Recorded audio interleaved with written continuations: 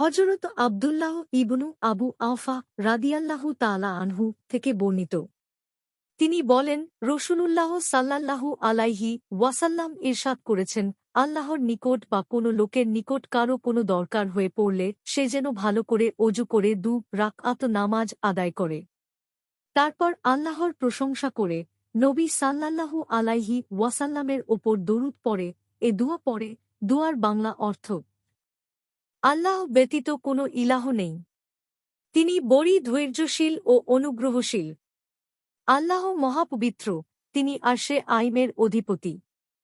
সব প্রশংসা আল্লাহ তাআলার, যিনি সমগ্র বিশ্বের পালনকর্তা। হে আল্লাহ, আমি তোমার নিকট ওইসব জিনিস চাই যার উপর তোমার রহমত বর্ষিত হয় এবং যা তোমার ক্ষমা পাওয়ার উপায় হয়। আর আমি আমার ভালো কাজের অংশ চাই। সকল গুনাহ থেকে বাঁচতে চাই। হে আল্লাহ, তুমি আমার কোনো গুনাহ ক্ষমা করে দেয়া ব্যতীত, আমার কোনো দুঃখ দূর করে দেয়া ব্যতীত, আমার কোনো দরকার যা তোমার নিকট পছন্দনীয় পূরণ করা ব্যতীত রেখে দিও না, হে আরহামার রহিমিন। তিরমিজি ইবনু মাজাহ। ইমাম তিরমিজি বলেন, হাদিসটি গরীব।